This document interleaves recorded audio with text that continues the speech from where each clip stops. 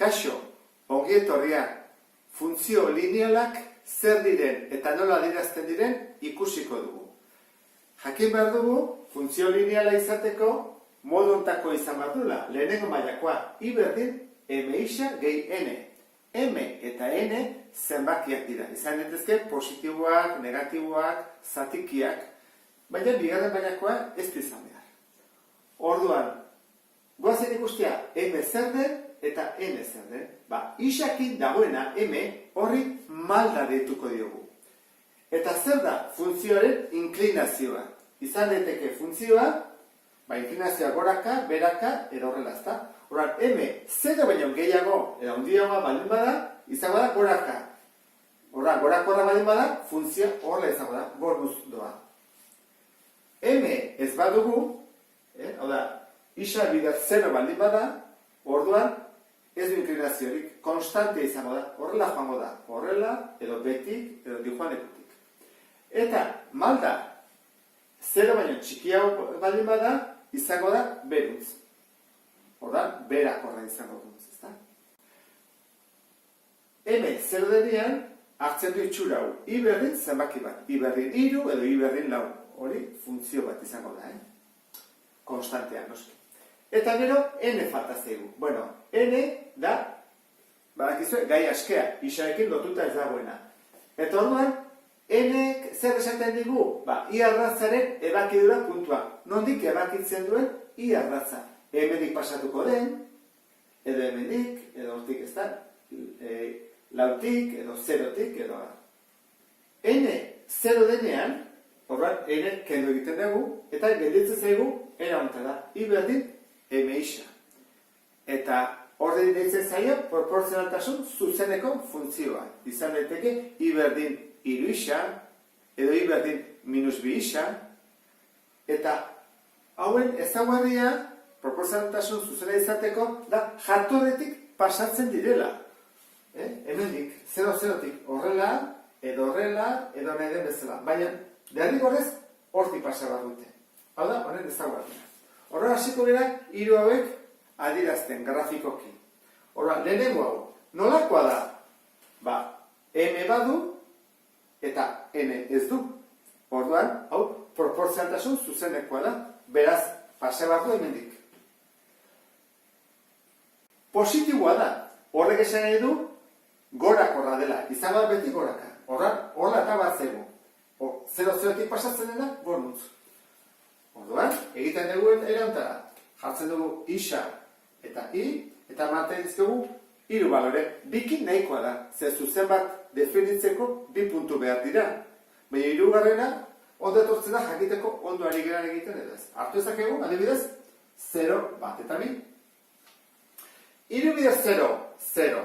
Horra, lehenengo koordinatu aurkitu dugu. Bagenekien, 0-0tik pasatzen zela. Konstantea erako. Baina, bueno. Batekin, 3 bider bat, 3. 3 bider 2, 6. Orduan, guazen puntua jartzea. 0-0, bat 3, orduan, batekin 3 da, bat 3, horretako da. Eta bikin 6. Hau da, isa, guatu zaitezte, eta hau da I. 6, eta horrela jarriko dugu. Eta elkartegin bat ditugu.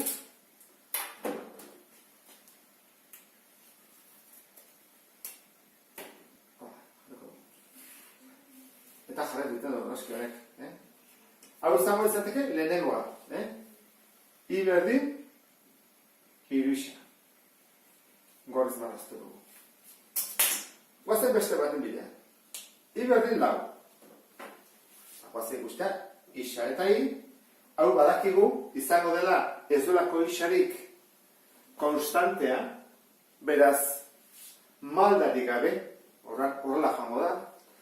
Horran, guazen guztia, 0, bat, 2. Isa 0 denean, x zenbat balio du 4. Eta bat balio duenean, 4. Eta 2 denean, 4. Beti da 4. Orduan, hau marraztuko dugu. 0 denean 4. Isa 0 denean, bat, 2, 3, 4. Bat denean berriro 4. 2 denean berriro 4. Beti da 4. Horran, hau ere marraztuko dugu. Eta ezker eskubi joango da. berdin lau. Hirugarren funtzioa. Ez da bigarren mailakoa, orduan lineala da, zuzen joango da. M badu, N badu, orduan jatorretik ez da pasatuko, orduan guretzako zailagoa da, ez dakigu nondi joango den. Baina badakigu M nolakoa den. M nolakoa da, minus, orduan beherakorra da, beruz doa. Eta bestetik, badakigu N zen baden, minus bat, orduan badakigu pasatuko dela hemendik minus batetik. Horrela joango da. Beruz eta hemendik pasatzen dena. Horra, hasiko gara. Isa eta I. 0, bat eta bi. 0-kin. I berdin, minus bi bider 0, ken bat. 0 ken bat, minus bat. Hurrengoa. I berdin, minus bi bider bat, ken bat. Minus bi bider bat, minus bi. Ken bat, minus bi. Ken bat da minus iru. Eta I berdin, minus bi bider bi, ken bat. Minus bi bider bi da minus lau, ken bat, minus bost.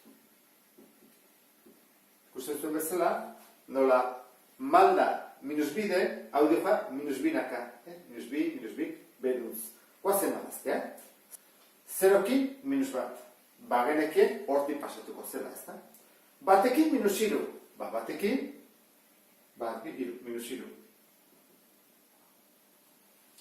Bikin minus bost. Bikin, bueno, ja pasen gian, ordan ego dugu izango da, marraztu bi hauekin.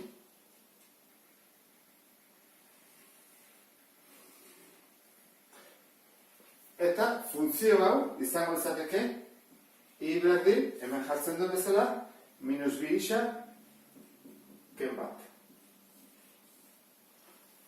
Eta horrela, adieraziko genituzke funtzio linealak. Beste bat arte, eta gur.